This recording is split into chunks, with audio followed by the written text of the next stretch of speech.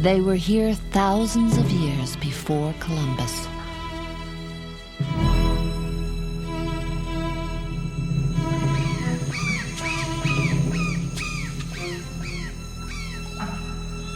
While Paris was still a village, they were carving cities out of the jungle.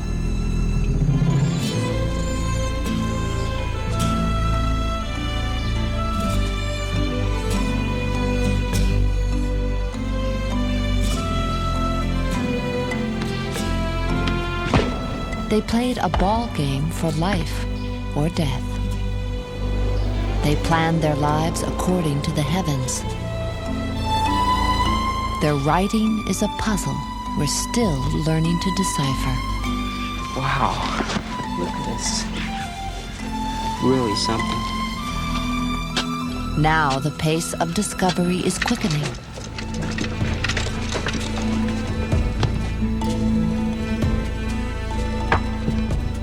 We are finally finding out who they were. Bone? There's a lot of bone. Look at this. Ooh, man. Look, it's a black kind of... Oh, man. This is really a powerful work of art.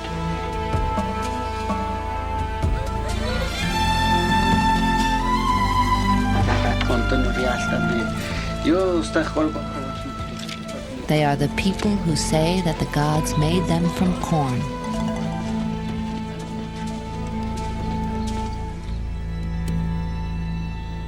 They are the Maya.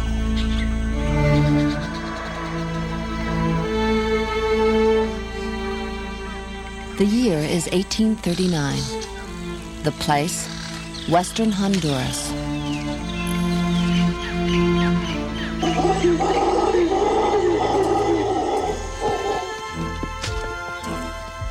An American explorer named John Lloyd Stephens is leading an expedition in search of an abandoned Maya city called Copan.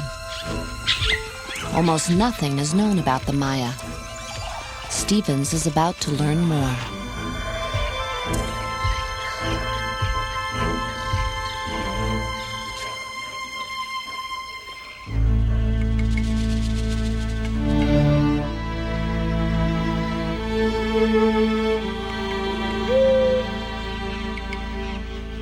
Draped with 1,000 years of tropical growth, the brooding temples and tumbled stones sprawl for miles.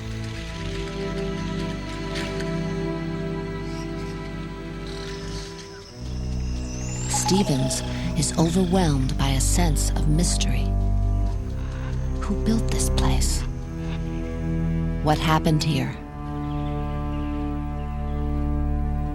In the following days, Stephens and English artist Frederick Catherwood record their impressions of the ruined city. It lay before us like a shattered bark in the midst of the ocean. Her masts gone, her crew perished, and none to tell whence she came, or what caused her destruction. All was mystery. Dark, impenetrable mystery. During the next 3 years, Stephens and Catherwood visit the better-known Maya sites to the north. In Yucatan, they explore Uxmal and Chichen Itza.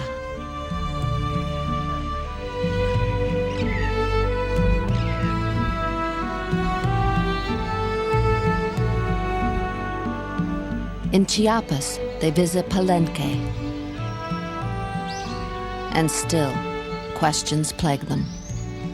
Who built these cities? Why had they been abandoned? The land of the Maya spread from parts of Honduras, El Salvador, and Guatemala in the south to Belize and Mexico in the north. It was dotted with hundreds of small kingdoms, each with its own unique history. The heartland of what scholars call the classic Maya civilization lay in the southern lowlands. It is there that our story takes place, starting at the site where scientific excavations first began, Copan.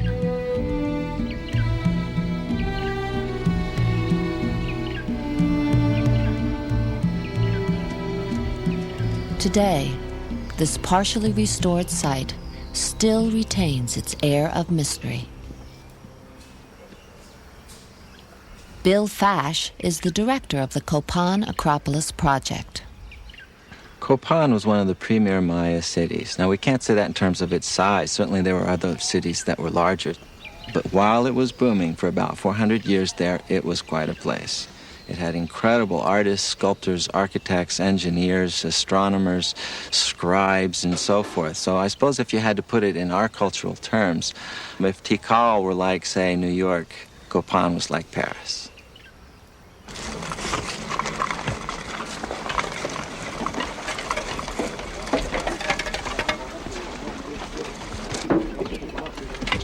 Every year for the past few decades, a handful of Maya specialists and hundreds of workers have been trying to piece Copan's history back together.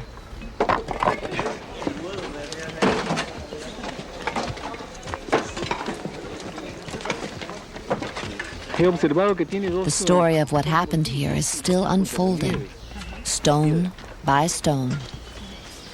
There are over 30,000 fragments of stone sculpture that once adorned these buildings. The problem is, for this particular puzzle, there's no box top. There's no picture that enables us to know how they went back together. We have to try and figure that out. And the problem's made worse by things like this. This is what we call a gok pile, G-O-K for God only knows, because God only knows where any of these rocks came from. The earlier archaeologists just piled them up here. So our job is to figure out which designs adorn the different structures, come back to the gok piles and pull out the examples that are just like those we have dug up and try and put the whole thing back together. But in spite of the difficulties, Fash's team of experts has reassembled thousands of sculptures and conserved dozens of buildings. Every year, the picture of what Copan was like more than 1,000 years ago becomes clearer.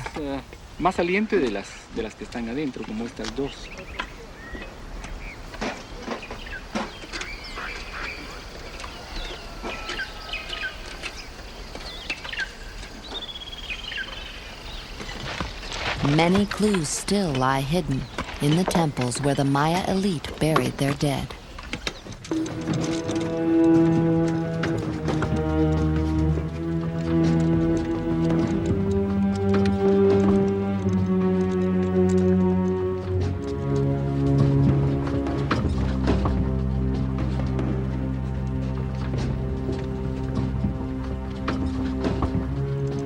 The classic Maya had virtually no interest in metal, so there is no gold buried here. But sometimes something even more valuable is unearthed. That's it. Watch the wire. Can I see this space? All right, yes. It's repainted. It's a stucco coating over. In 1992, Robert Scherer discovered the tomb of a royal family member. Buried with him were some pots. One glyph is there. What makes these vessels especially significant are the painted designs and the hieroglyphic writing. Well, they're fantastic vessels, although I don't know if I can say much about the glyphs on them. 40 years ago, we could read only a few Maya hieroglyphs. Today, we can read about half, but it takes an expert. There's another pot just like the one with the feet in the tomb. Wow. But again, it's just David Stewart is the son of Maya scholars and one of the world's foremost epigraphers. By being able to read the glyphs now, it makes the Maya a little bit more normal. It makes them more human, because we see that they did have history, that they were people that had real concerns about themselves and the events in their lives. One kind of Maya writing was almost lost forever. When Spanish priests arrived in the 16th century, they found hundreds of folding books called codices and promptly burned them. Today, only parts of 4 codices remain, but they have helped to shape the way we think about the Maya. The books are almanacs, filled with astrological information.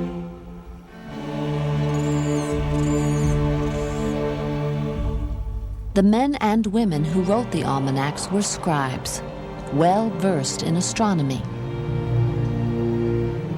Using a sophisticated mathematics, they calculated the movements of the night sky thousands of years into the past and thousands of years into the future. They knew that the universe moved in cycles, some very large, some very small. They even predicted eclipses of the sun. They seem to have been fascinated by the relationship between time and the events in their own lives.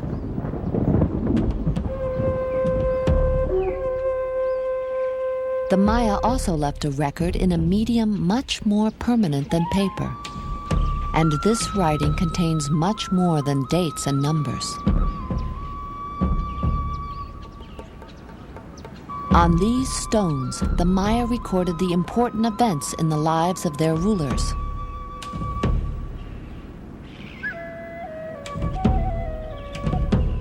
This is the hieroglyphic stairway at Copan, the longest inscribed text in the New World.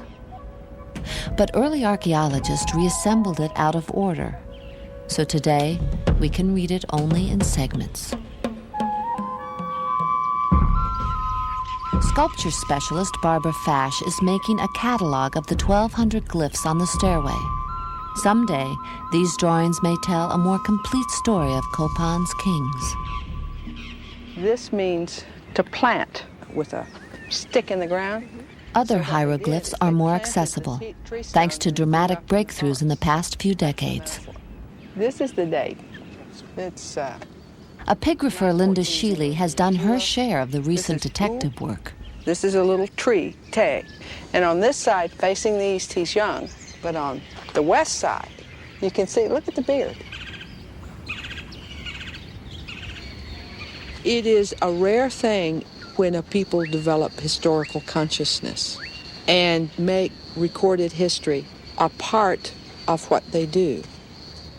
What we are participating in now is the recovery of lost history, because American history does not begin in 1492 with Columbus. It begins in 200 BC with the first Maya king who wrote his name on a stone.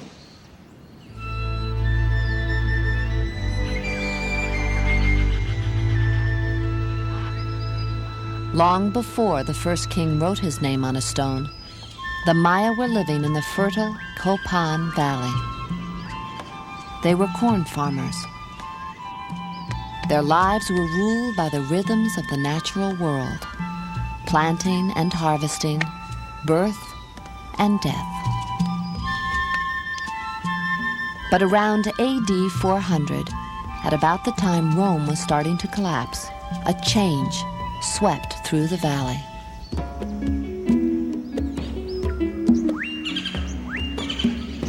On a lazy bend in the Copan River, buildings made from stone were rising from the jungle floor. Brilliantly colored buildings surrounded a whitewashed central plaza where thousands of people could gather. There was trade in shells and cacao beans, tobacco, jade, and feathers. At the center of the city stood the ball court.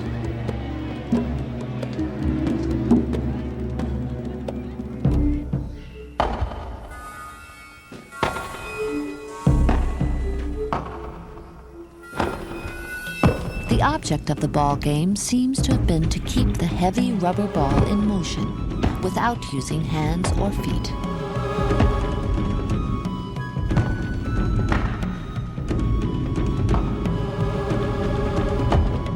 Stone carvings at some sites show ball players with severed human heads dangling from their belts.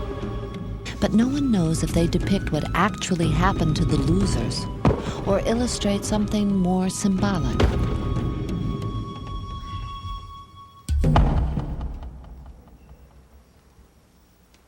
The ball was supposed to be a metaphor for the movement of the sun, and by extension also the moon and the stars. And you wanted to make sure that there was regularity in that movement. They thought that if they played the game in the right way and honored the gods in the right way, that they would ensure the agricultural cycle and enable the sun to rise and the rains to come on time, and for there to be a bountiful harvest.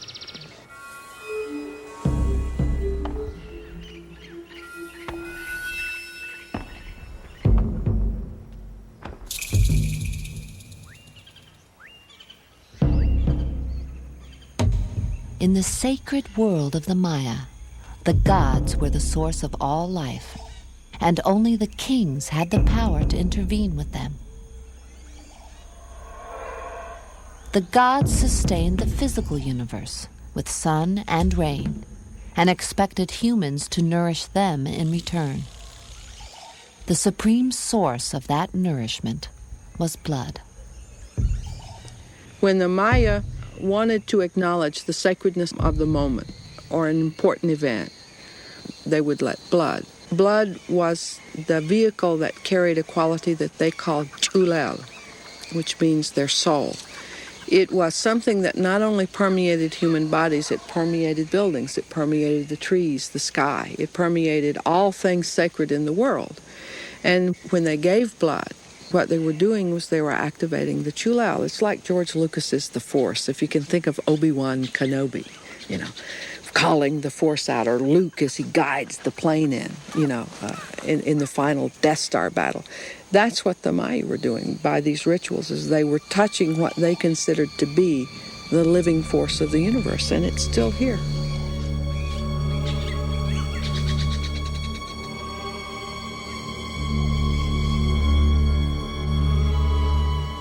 On special occasions, the king himself would give blood.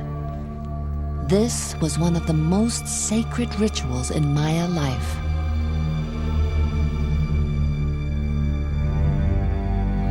After days of fasting and spiritual preparation, the king would pierce his foreskin with a stingray spine and let the blood drip onto paper strips.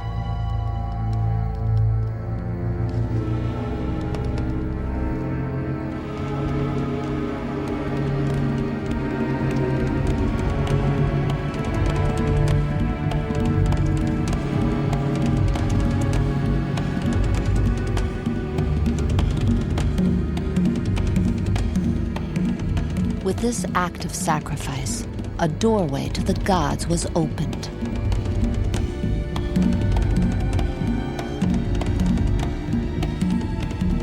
When the paper strips were burned, the Maya believed they could see their gods in the rising smoke.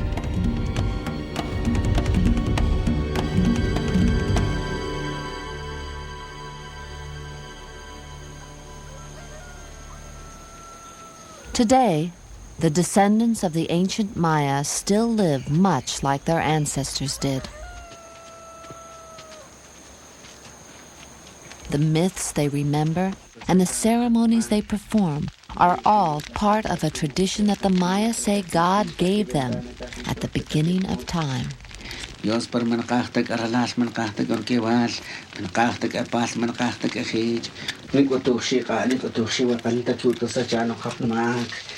Casimiro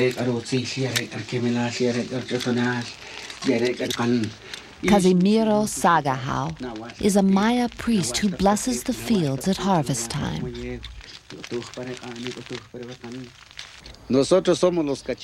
We are Cachiqueles, direct descendants of the ancient Maya. Our religion is from a long time ago. I learned as a child from the Maya priest.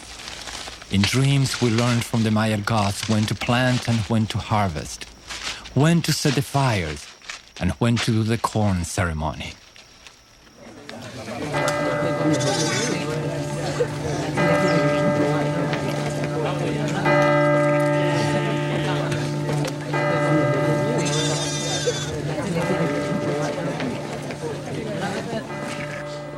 The Maya passion for ritual was one of the first things Spanish missionaries observed when they arrived in Yucatan almost 500 years ago.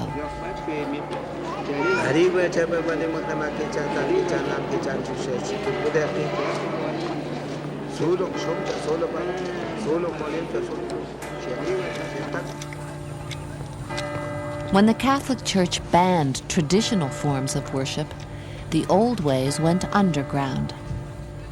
Today, the religion the Maya follow is a blend of these two ancient faiths.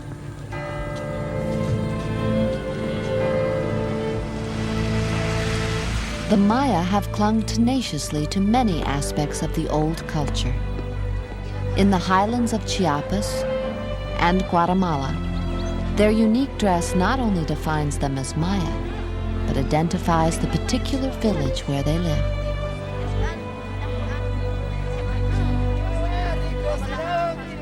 It is said that when a Maya woman puts on her traditional blouse, called a huipil, her head emerges at the very center of a world, woven from dreams, just as the great tree of life emerges from the earth.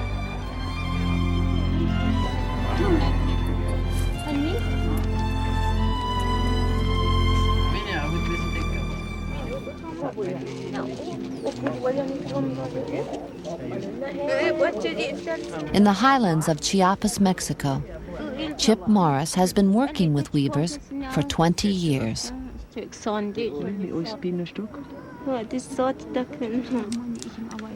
The weavers have always said that their designs come from the beginning of the world, meaning the beginning of their culture.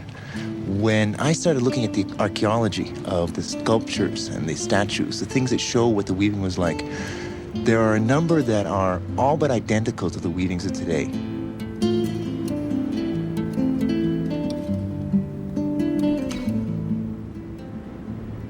What's in the designs is a map of the Maya world, but not the surface of the earth, not where we are standing now, but it's the dream world. It's that world where the gods are, where the beings that control rain, where Angel, the lightning bolt, lives. There are no trucks, there are no houses on a blouse. It's all images of that sacred universe that creates rain, that creates life, that maintains the world.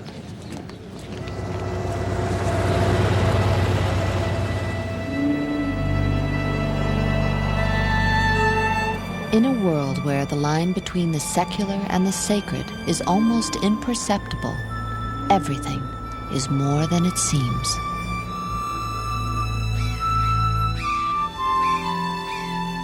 Pyramids symbolize sacred mountains where the ancestors dwell.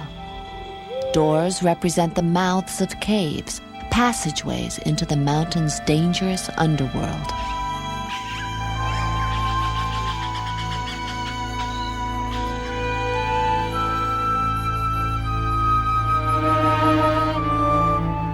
The Maya believed they went to that underworld when they died. They called it Xibalba.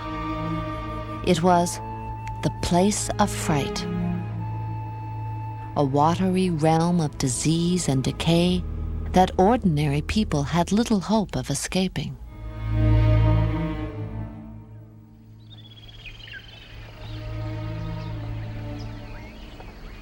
How the Maya treated their dead is being investigated here, at a site 130 miles north of Copan. These are the ruins of a city called Caracol. Once, it was a prosperous administrative center. Today, it is remarkable for the scores of tombs discovered here. I think we'll leave the rest of this to remove the rocks. Okay. Okay. Arlen Chase is a pottery expert. Diane Chase is an authority on human bones. They're trying to understand how the Maya thought about death.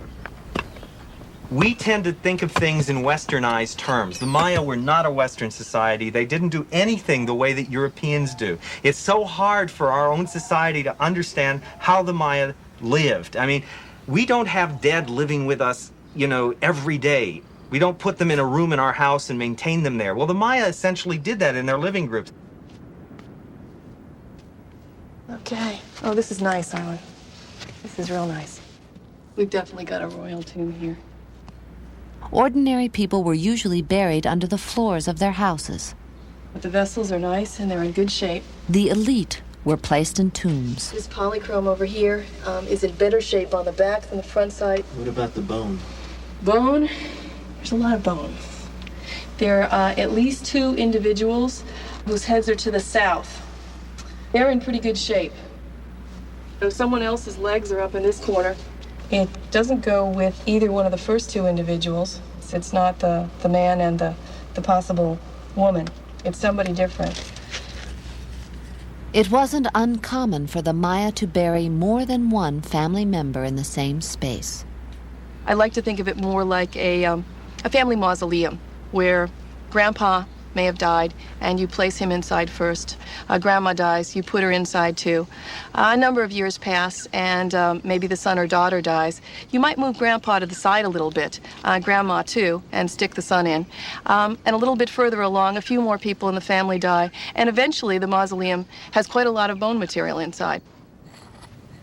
This one's got a ring. For archaeologists, tombs are like time capsules. The objects buried with the dead sometimes yield precise dates and names. I can't see what the design is, but it's got those bones in it. Okay? These help to fill out our picture of how the ancient Maya lived. In the lab, it should pop out.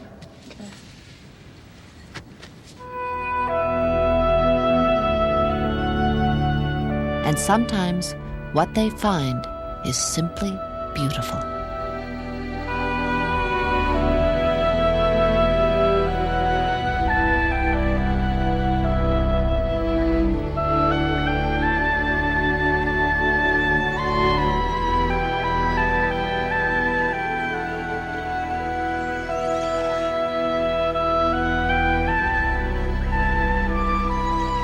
Like the tombs at Karakol, the buildings of Copan contain their share of buried history.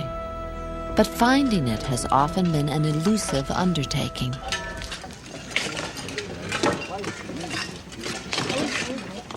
Honduran archaeologist Ricardo Agurcia has been working at Copan since 1978. My primary interest was finding out what happened to these people. It's something that's part of my heritage, too. It's something that's part of my country. And I grew up, I wasn't very young when I came to these ruins the first time, but it impacted me. And it was a fascinating issue, a question that you were always thinking about. What happened to these people? Who were they? How did they do the things they did? For the past 4 years, Agurcia has been excavating a temple pyramid that may tell us more about how the people of Copan lived. Temple 16 is a typical royal structure in terms of its construction, and therein lies the archaeologist's challenge. For the Maya, certain spaces were sacred, so they built their temples one on top of another. Workers would collapse the upper levels of an existing structure, encase what was left with heavy fill, and build a new structure around it.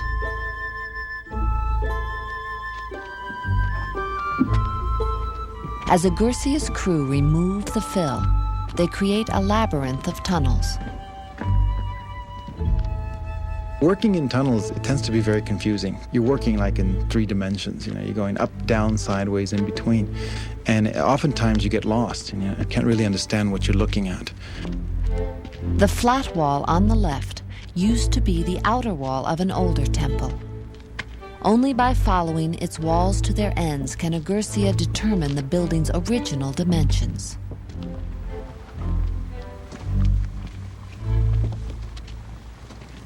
I only traveled a short distance, and bingo, we hit another wall. It still goes farther off, towards the south. So we then tried going up to see whether we had the bottom part of a substructure or the higher part of it, and started going up. And you can see here the terraces going up of what was a very large pyramid. It goes up, as far as we've traced it, 8 stories high, and each one of them curving back and going further up.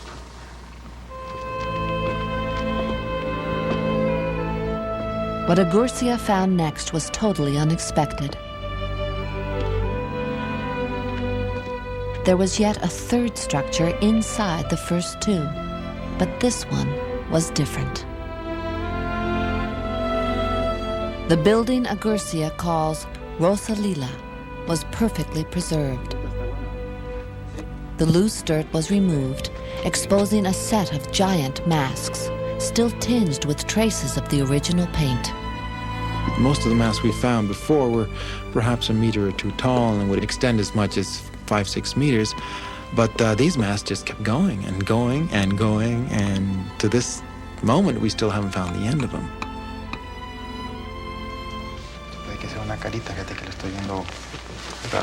Hey, partner. How's it going, boss? Oh. You haven't been here in a while, have you? Wow. Whoa.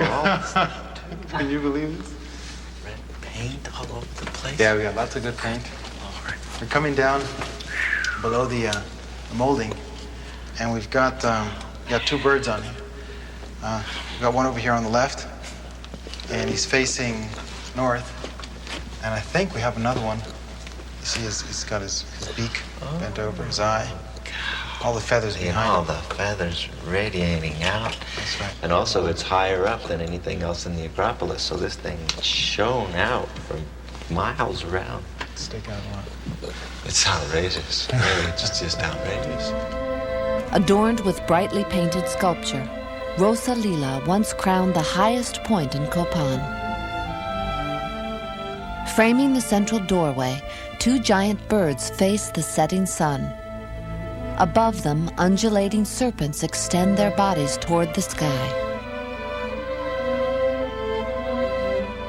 For the archaeologists, the careful treatment given Rosa Lila poses a question. We're all just itching to know what Rosa Lila is all about. Why was it left there for 150 years and nobody touched it other than to maintain it? Why was it buried intact? They didn't touch any of it when they buried it. All the rest of them they smashed to pieces to build something bigger and better over it. Why was it so revered that it had to be mummified when it was buried? And most of all, what's inside of it? What is that thing housing? And that's what we're hoping Ricardo will find. But before any new discoveries are made, the rainy season descends on Copan. The archaeologists return home, and all excavations are suspended until it ends.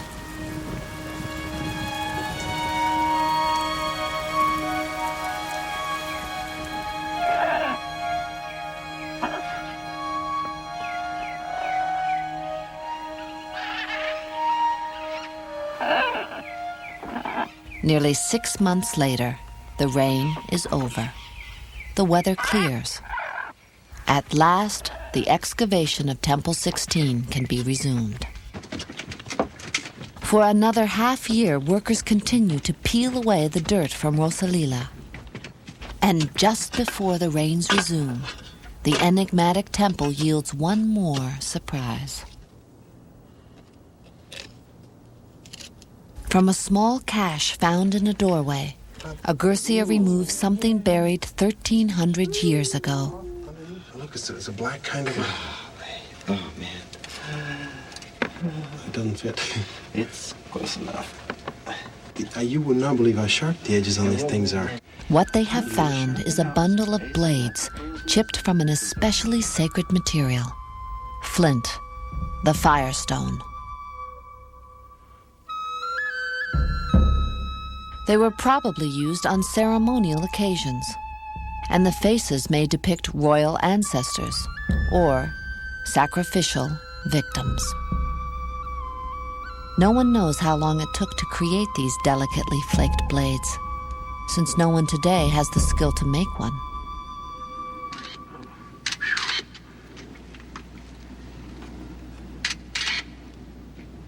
In all, 9 flints were found in Rosa Lila, perhaps corresponding to the 9 Maya lords of the night.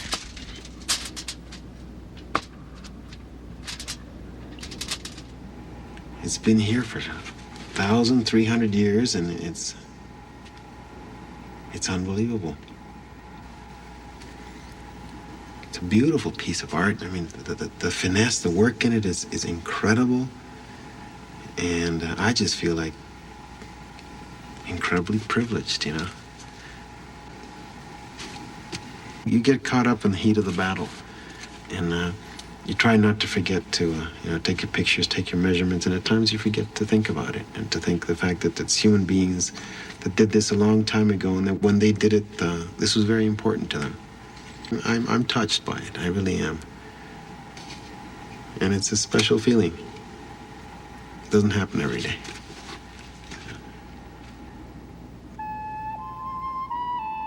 It is likely that the flints Agurcia found in Rosalila were placed there sometime in the 7th century AD, when the classic Maya civilization was at its peak.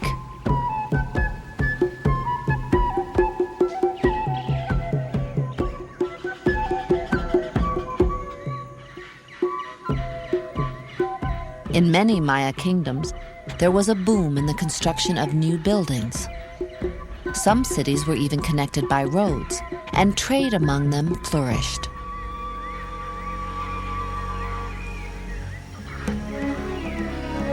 Copan lay on the southern frontier. But to the north, events had taken place in the Maya world that would eventually shake it to its core.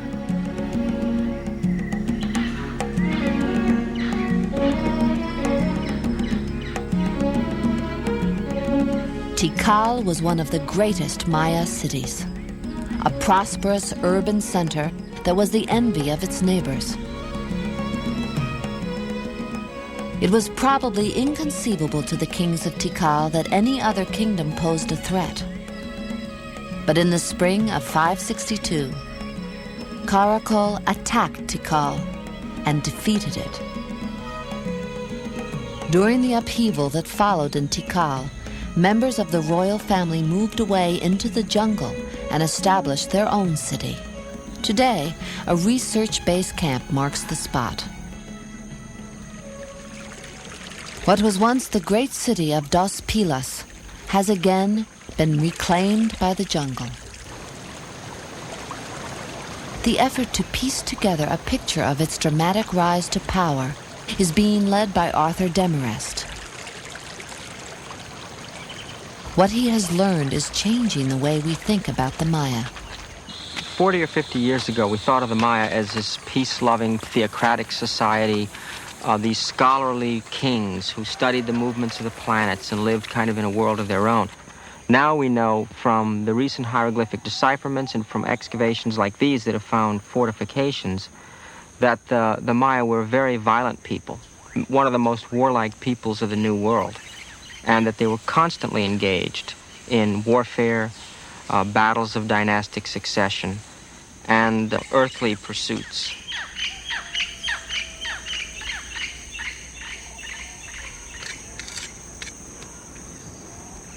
In 1990, Demarest's team discovered concrete evidence to support this view. Reliable.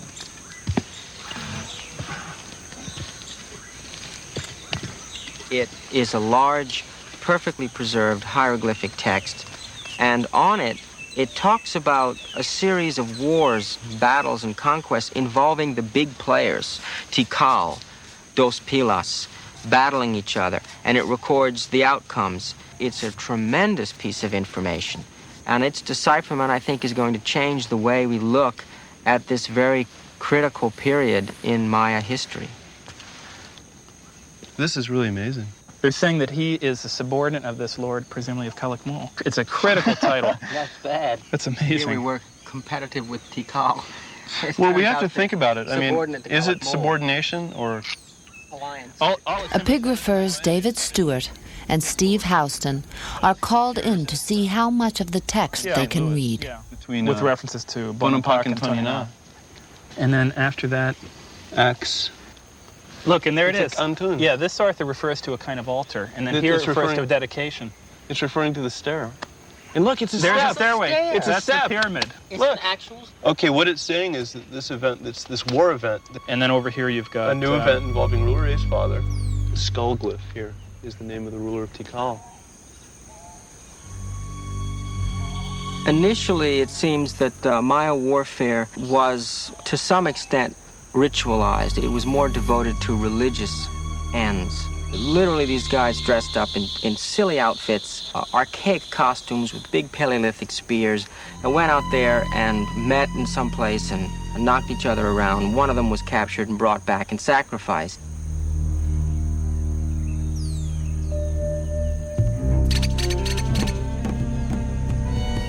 What the hieroglyphs on the stairway seem to confirm is that sometime in the 8th century AD, ritualized warfare gave way to campaigns of expansion. The kings of Dos Pilas attacked towns along the Passion River and thereby seized control of a vital trade route.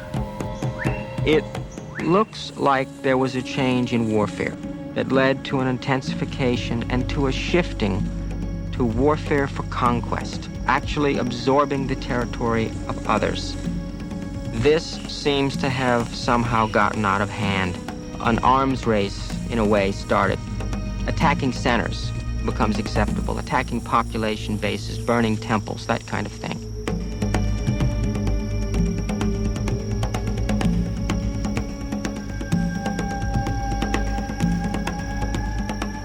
The new warfare would eventually come to Caracol as well.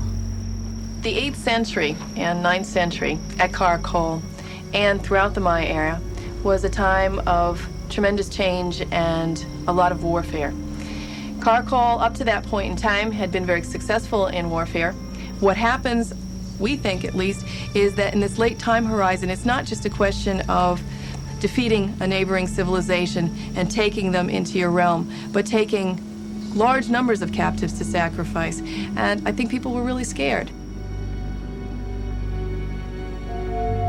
Picture yourself in a Maya city, and here you've been having warfare and you say, okay, I'm going to be captured, I'm going to be put to work, probably have to give 3 months out of the year to that foreign country over there. But rather than that happening to you, you've got this marauding army that comes in, pulls all the men together, and rather than marching them off to work into the fields, they instead cut off their heads and mount them on sticks and make huge skull platforms. Now that would strike terror into you. That would be enough to say, my God, let's get out of here.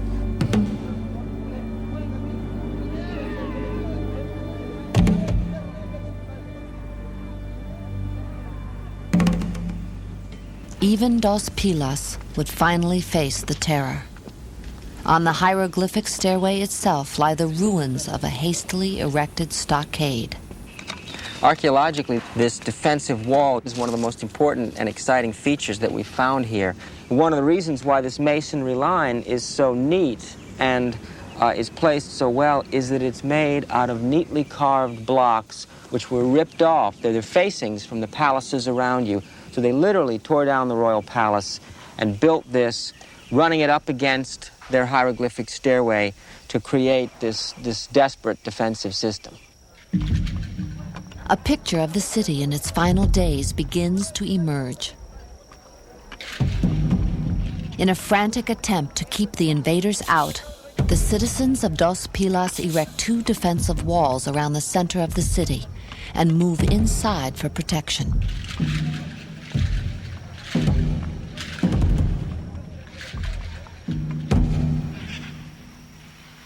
These are low house platforms that held little huts that filled the central ceremonial plaza here at Dos Pilas at the time of the siege and the collapse.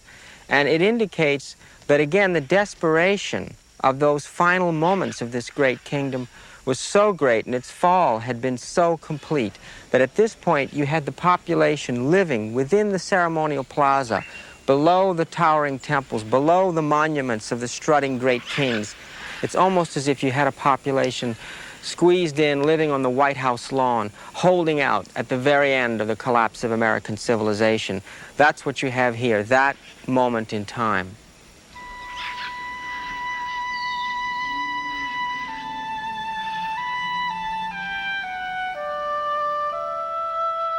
Copan, meanwhile, is struggling with problems of a different sort. When one of its most powerful rulers is captured and beheaded, faith in the divine authority of the kings wavers.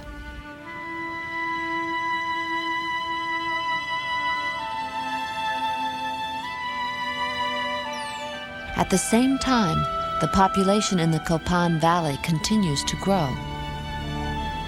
Basically, the Copaneks became victims of their own success. And as this city grew and became more vibrant and more attractive, eventually all this nice, fertile alluvial bottomland was covered by houses. and they were basically cutting themselves off from their own food source. As time went by, all of the forest was eliminated. This caused wide-scale erosion throughout the valley. This eventually resulted in less rainfall, and people just weren't able to live here anymore.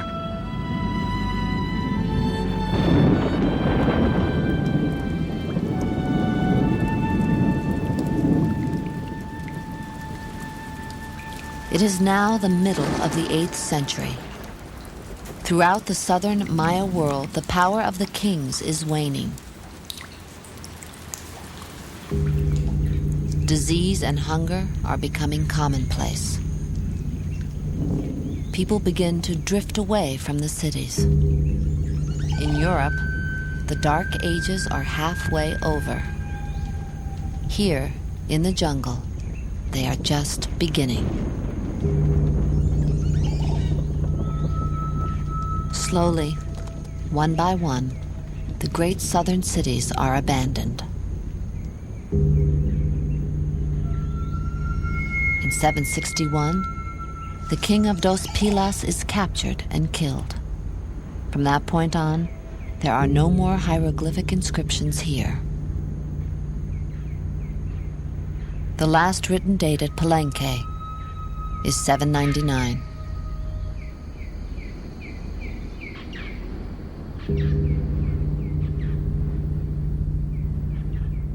"20 years later, Copan falls silent.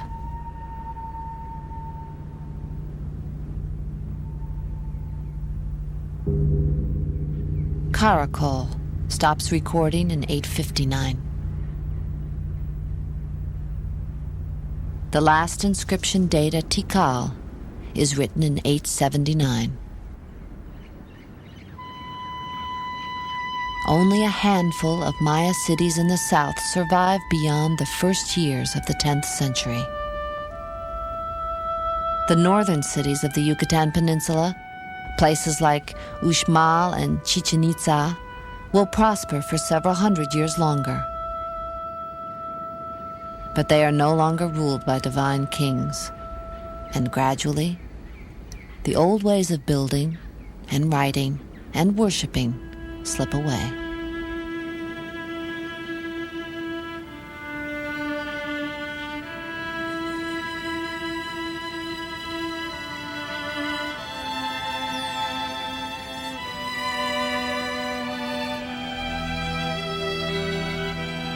The classic Maya civilization is at an end.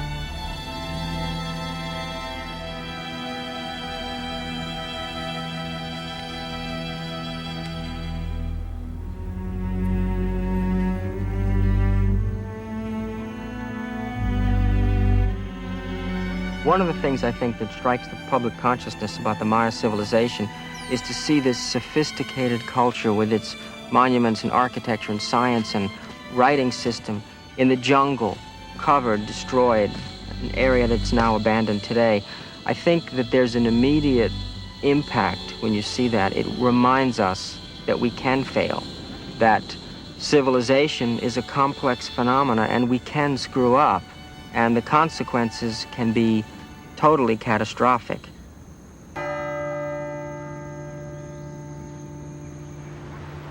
Yet, while the classic Maya civilization may have disappeared, the Maya people have not.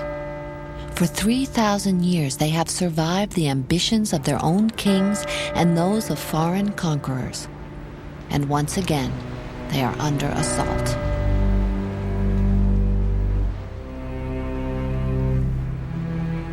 In Guatemala, during the past 3 decades, the Maya have been caught in a civil war they barely comprehend. In that time, 100,000 Maya have been killed, and another 40,000 have disappeared. No one can count the number of widows and orphans. And through it all, they endure. They weave their huipiles. They farm their corn.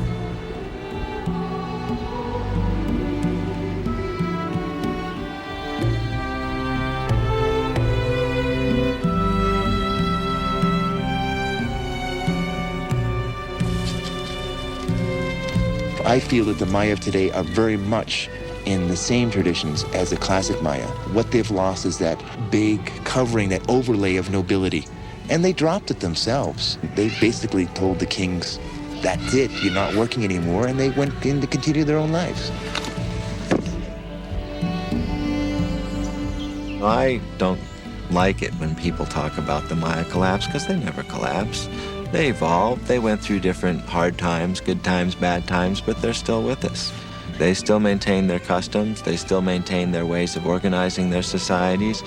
And it's very exciting to see how much of the ancient Maya way of life is still alive and well.